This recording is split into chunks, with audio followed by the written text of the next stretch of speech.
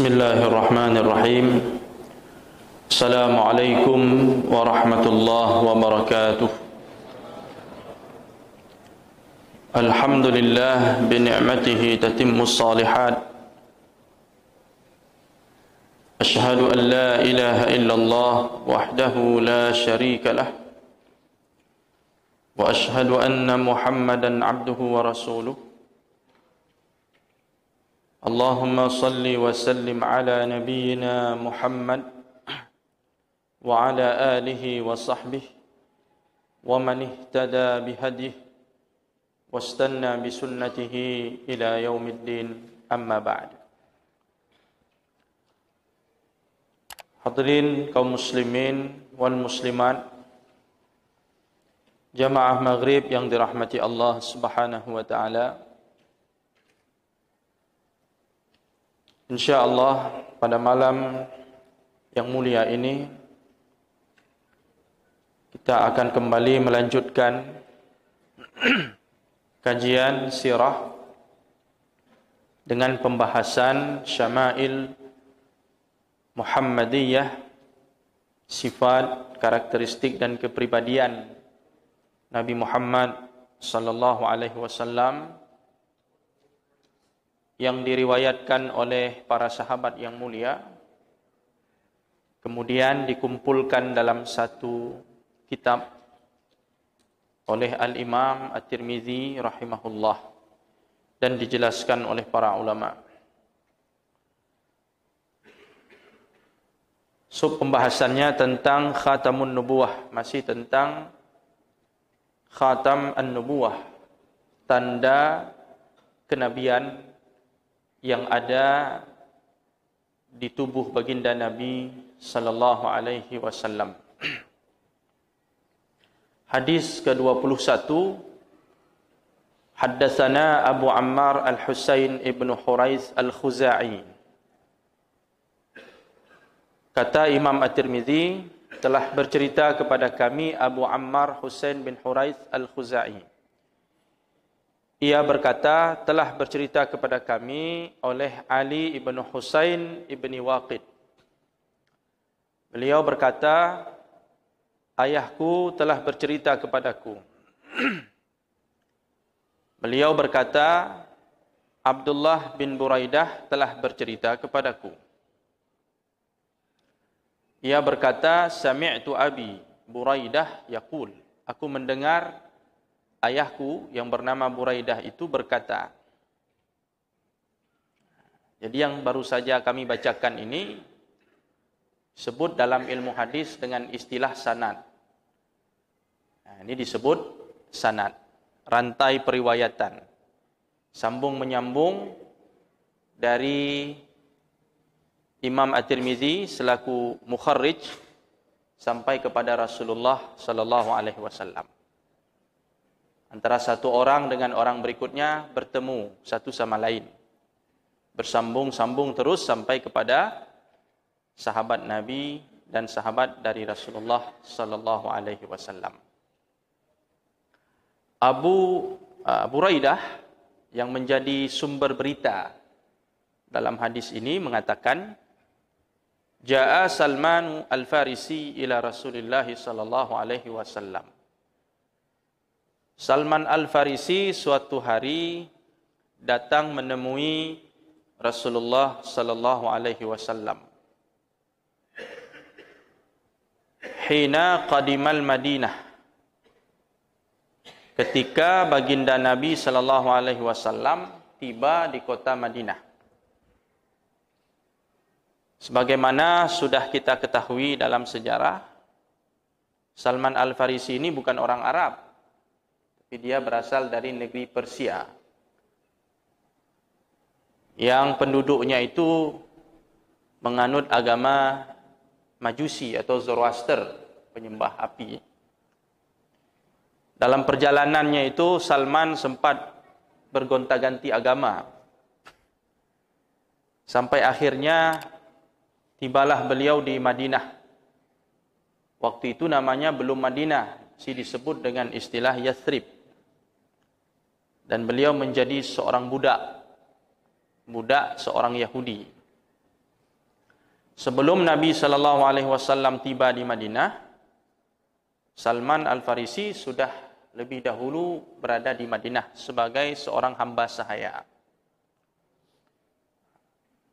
Perjalanannya yang panjang itu membuat dia banyak menerima ilmu pengetahuan dari berbagai sumber. Apakah dari sumber-sumber Yahudi ataupun Nasrani, intinya dari Ahlul Kitab. Salah satu ilmu yang diketahui oleh Salman dari perjalanan dia menuntut ilmu dari berbagai sumber Ahlul Kitab itu, salah satunya adalah ilmu tentang akan lahirnya, akan hadirnya Nabi akhir zaman. Akan datang Nabi akhir zaman dengan ciri-ciri dan sifat-sifat tertentu. Dan itu sudah diketahui oleh Salman Al-Farisi dan dia sedang menunggu sosok tersebut. Nabi yang dijanjikan itu. Dengan tanda-tandanya, dengan sifat-sifatnya. Di tempat yang jauh, kota Mekah sana, muncul seorang tokoh, sosok namanya Muhammad sallallahu alaihi wasallam, mengatakan bahwa dirinya adalah Nabi. Dengan bukti-bukti yang nyata, mukjizat. Dengan tanda-tanda kebenaran yang tidak bisa dipungkiri oleh orang-orang yang berakal sehat dan orang-orang yang ingin mencari kebenaran. Berita tentang pengakuan Muhammad sebagai Nabi itu tersebar kemana-mana, sampai ke Madinah. Tinggal saja mereka membuktikan benar tidak ini Nabi yang dijanjikan, atau jangan-jangan ini hanya dakwaan semata. Hanya mengaku-ngaku sebagai Nabi saja. Inilah yang ingin dibuktikan. Maka ketika Rasulullah sallallahu alaihi wasallam tiba di kota Madinah, Ja'a Salman, datang Salman menemui Nabi sallallahu alaihi wasallam. Bima idatin 'alaiha rutab. Salman datang membawa hidangan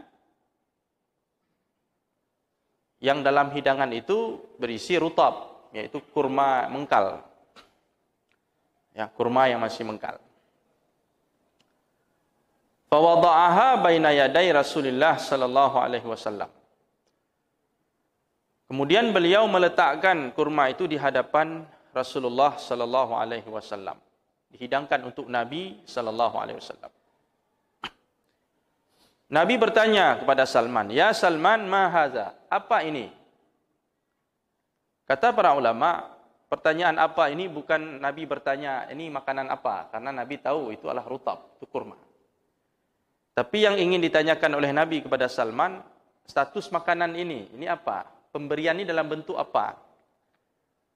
Karena pemberian itu bisa macam-macam.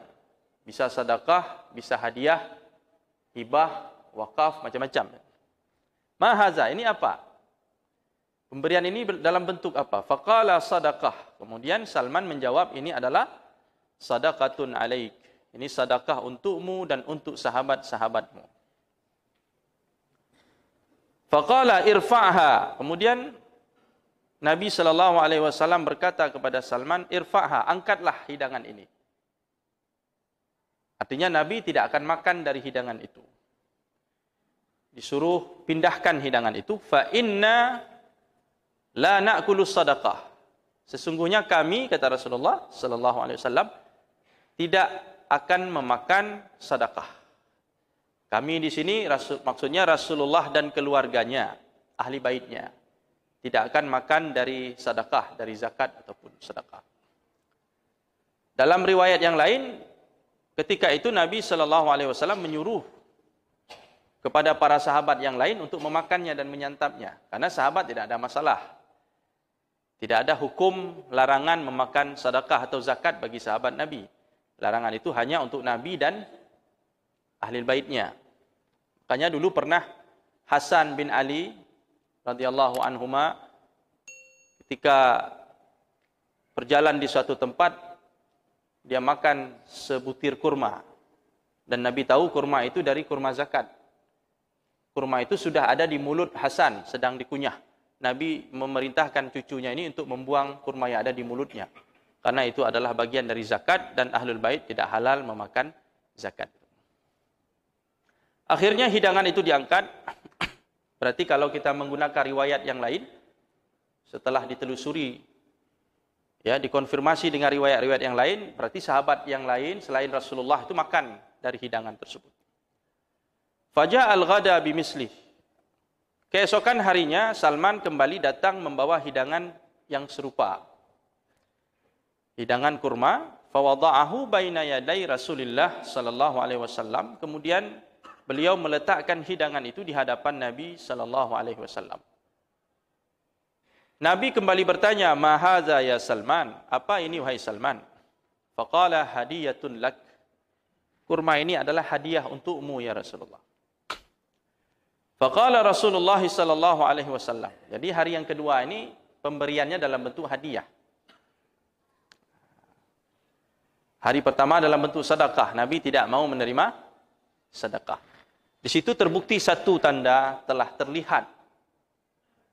Karena menurut pengetahuan Salman Al-Farisi dari guru-gurunya dari kalangan Ahlul Kitab, bahwa Nabi yang akan lahir itu, yang akan hadir, adalah Nabi yang tidak akan menerima zakat.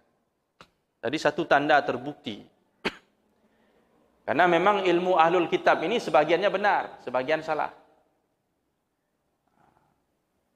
Kitab suci mereka sebagian masih menyimpan kebenaran, warisan dari para nabi, tapi sebagiannya lagi sudah diselewengkan. Makanya beberapa pengetahuan dari ahli kitab itu benar adanya. Misalnya tentang azab kubur. Seorang wanita Yahudi bercerita tentang azab kubur di rumah Aisyah. Kemudian dia pulang. Kemudian Aisyah bertanya kepada Rasulullah ketika pulang ke rumah.